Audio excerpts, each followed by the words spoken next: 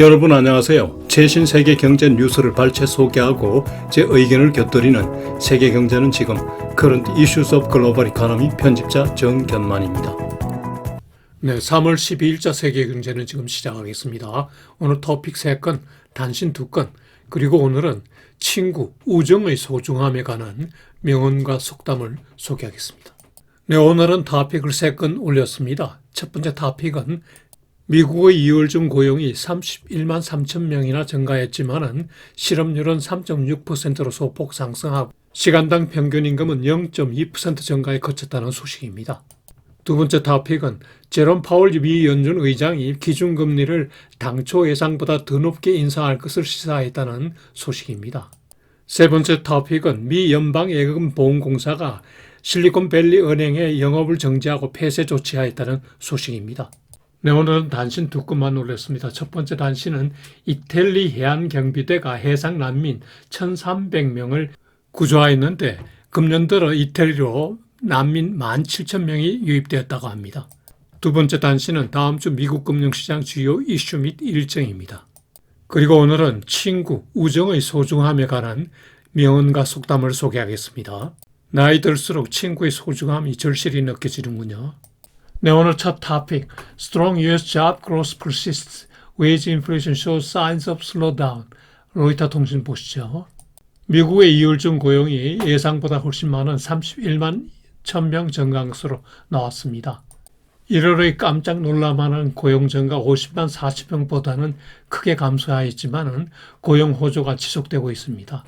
업종별 동향을 보면 여가 및 접대가 10만 5천 명 증가하고 소매 판매 5만 명, 정부 부문 4만 6천 명 등이 증가했습니다. 그러나 줄어든 부문이 있는데요. 제조업은 4천 명 줄고 정보 산업은 2만 5천 명, 운수 창고는 2만 1,500명이 감소하였습니다. 업종별 동향에서 고용을 지표를 보면 조금 후퇴하였다는 느낌이 들죠. 향후 장기적 경제 성장에 영향이 큰 정보산업 부문, 제조업 부문, 그리고 운수창고 부문에서 고용이 부진한 게 좀 부정적인 거죠. 그리고 고용 증가 업종 수도 감소하였습니다. 산업 부문 골고루 경기가 좋아지지 않다는 얘기죠. 실업률은 전월보다 0.2%포인트 상승한 3.6%인데요. 이도 아주 좋은 수치입니다. 시간당 평균 임금은 0.2% 증가에 그쳤습니다. 페드가 웨이지 인플레이션 소지가 줄어들었다고 반길 일이죠. 한편 경제활동 참가율은 62.4%에서 62.5%로 상승하였는데요. 지난 3년 내 최고 수치입니다. 경제활동 참가율이 증가한 것은 기업의 구인난 해소에 도움이 되고 그리고 임금 상승 압력 완화에도 도움이 돼서 페드가 아주 반길 일이죠. 이번 고용 보고서를 평가하면요. 고용 시장은 여전히 초과 수요 상태 타이트하다는 얘기죠. 고용 수요가 현재 공급의 1.9배입니다. 한편 주당 평균 근무 시간은 조금 줄어들었는데요. 이는 파트타이머가 증가했다는 이야기입니다. 이러한 고용 보고서에 대한 연준의 입장을 보면요. 3월 21일, 22일 열리는 그 FOMC 회의에서 Federal Funds Rate를 50bp 인상하는 대신에 25bp 인상할 가능성이 높아졌습니다. 지난 화요일 파월 의장이 상원 정원 이후에 50bp 인상하기에는 줄곧 우세하다가 지난 주말에 25bp 인상으로 급격하게 바뀌었죠. 여기에는 두 가지 근거가 있는데요. 첫째, 고용 보고서상에서 보면은 시간당 평균 임금 상승률이 0.2%로 둔화되었다는 점, 그리고 두 번째 실업률이 소폭 상승한 점이 있었고요. 두 번째 이유는 가상자산 거래 은행인 실버게이트 은행과 실리콘밸리에서 벤처 기업을 대상으로 주로 영업을 하는 실리콘밸리 뱅크가 뱅크런 사태로 인해서 지난주에 영업 정지되고 청산 절차에 들어갔기 때문입니다. 그러나 화요일 발표되는 소비자 물가 지수 CPI 보고 내용에 따라서 변동이 가능하다고 얘기하네요. 네, 오늘 두 번째 토픽. Fed Chair Powell says interest rates are likely to be higher than previously anticipated. CNBC 뉴스 보시죠. 지난 화요일 제롬 파월 연준 의장이 상원위원회에 출석해서 기준금리가 당초 예상보다 높게 인상될 것을 시사했다는 소식인데요. 파월 의장은 작년 말에 인플레이션이 후퇴하다가 최근에 방향을 전환했다고 이렇게 주장하면서 그는 최근 각종 경제 지표가 빠른 금융 긴축의 필요성을 제기하고 있다고 주장했는데요.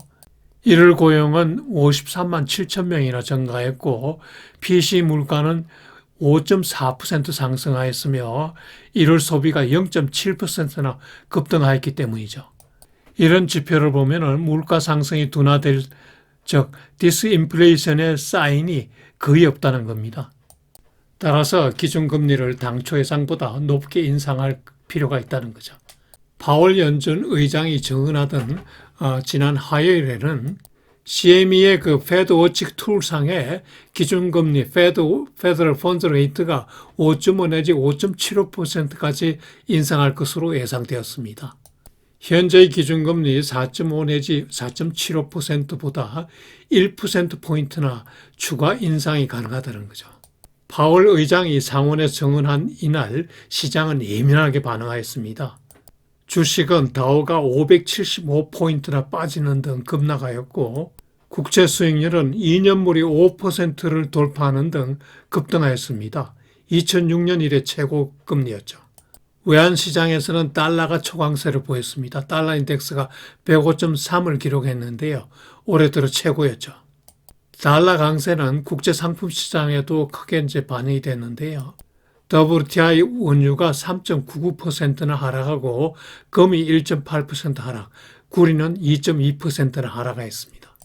연준 의장의 막강한 힘이 느껴지죠.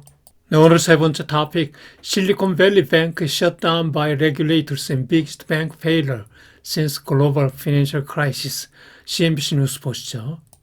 미 연방예금보험공사 FDIC가 지난 주말 실리콘밸리 뱅크를 폐쇄 조치하였습니다. 예금 지급이 정지되었고요. 예금보험공사 FDIC의 그 감독하에 월요일 아침부터 예금보험금 25만 불 범위 내에서 예금 인출이 가능할 거라고 하는군요. FDIC에 따르면 이 은행 폐쇄 사유는 유동성 부족으로 지급 불능 상태에 빠졌기 때문입니다. 이 은행 실패는 2008년 금융위기 이후 최대 은행 실패입니다. 오른쪽 사진은 은행 예금 지급 정지 후에 예금을 찾으러 오는 고객들이 은행 창구에서 서성거리는 모습이네요. 실리콘밸리 은행은 1983년에 설립되었고 본부가 캘리포니아 산타클라라시에 있네요. 실리콘밸리요. 실리콘밸리에 있는 스타트업과 테크 기업이 주 고객이고요.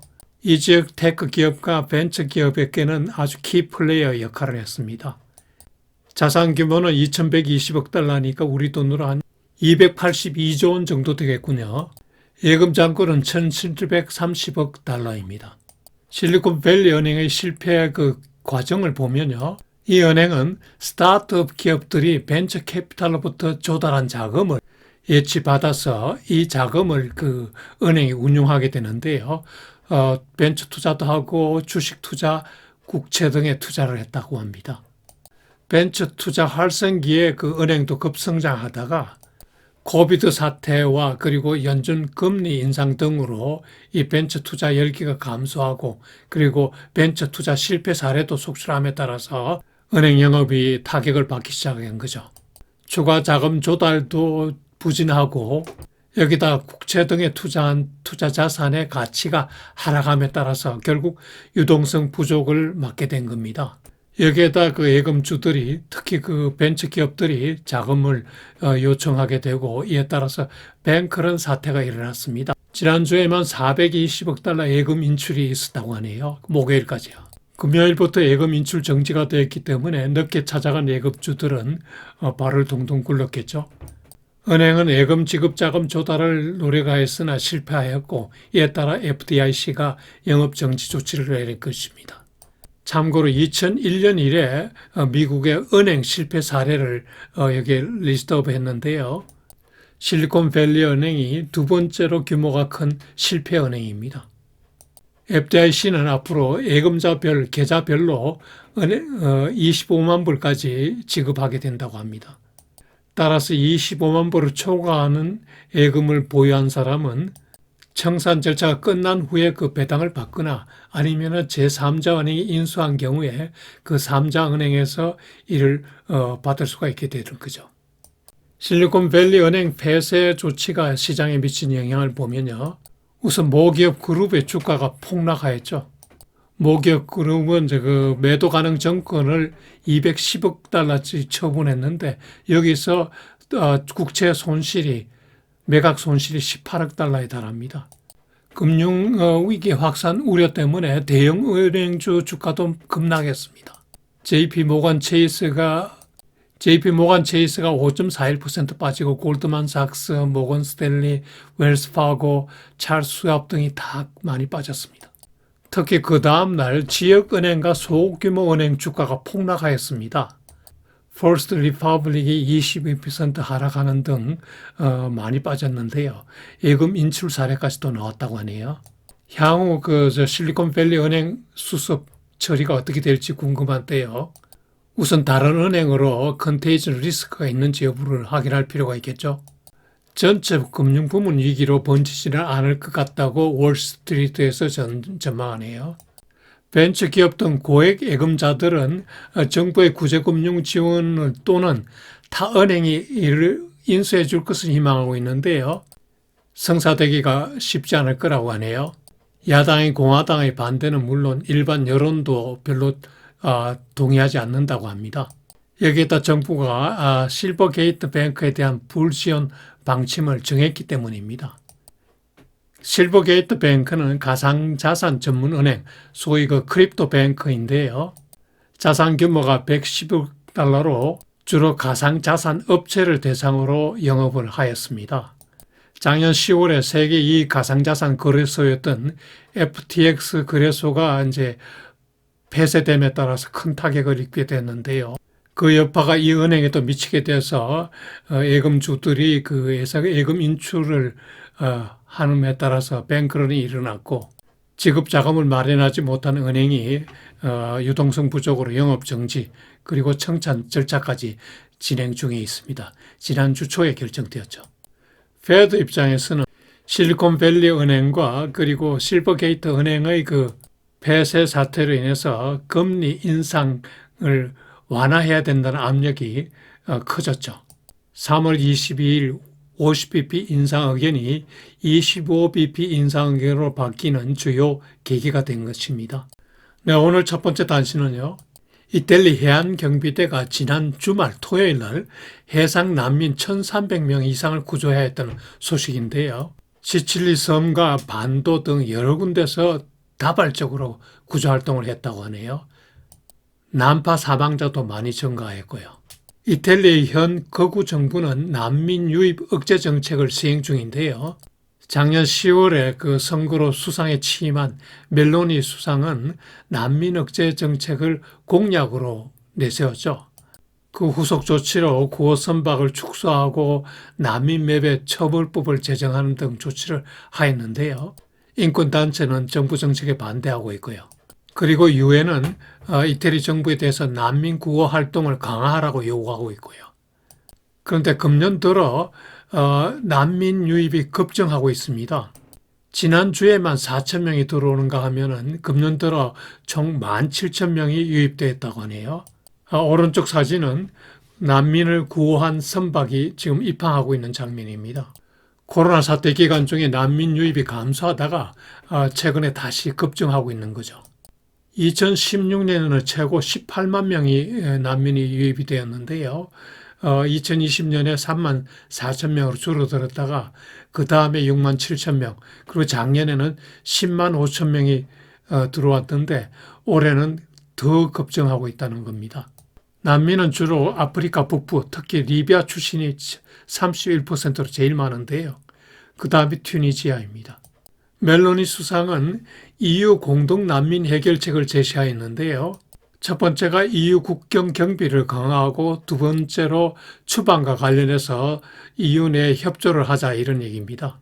유럽이 겪고 있는 난민 문제는 정말 심각한 문제죠. 특히 북부 아프리카와 근접해 있는 이탈리아의 경우에는 난제 중의 난제인데요. 작년 10월에 총리 선거에 당선된 조지아 멜로니의 제1번 공약이었습니다. 유럽이 난민 문제를 어떻게 처리할지 궁금해지는군요. 네, 다음 주 미국 금융시장 주요 이슈 및 일정 보시죠. 지난주에 파월 연준 의장의 의회 강성 발언, 그리고 실버게이트 뱅크에 이어서 실리콘밸리 은행까지 파산 사태로 가서 주가가 크게 하락했죠. 채권 수익률은 그 연이은 은행 영업 정지 그리고 파산 사태로 금리 인상 완화 가능성이 대두하면서 주말에는 오히려 크게 하락했습니다. 지난주 중 다우가 4.4% 하락, S&P는 4.6% 하락, 나스닥은 3.8%나 하락하였습니다. 다음 주는 경제 지표로 2월 소비자 물가지수가 CPI가 화요일 날 발표되고 생산자 물가지수 PPI는 수요일 날 발표됩니다. 그리고 소매 판매 동향, 소비자 신뢰지수 이런 게 주요 지표가 되겠습니다. 소비자 물가는 그 1월에 6.4% 상승해서 2월에는 6.0% 상승으로 둔화될 전망입니다.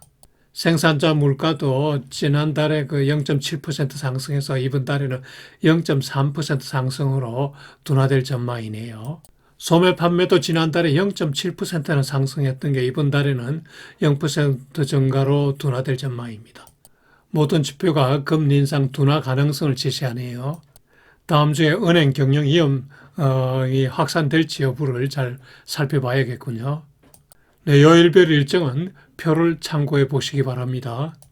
여러분 다음 주도 즐겁고 보람차게 지내시기 바라며 첨부한 친구, 우정의 소중함에 관한 명언과 속담을 꼭 들어보시기 바랍니다.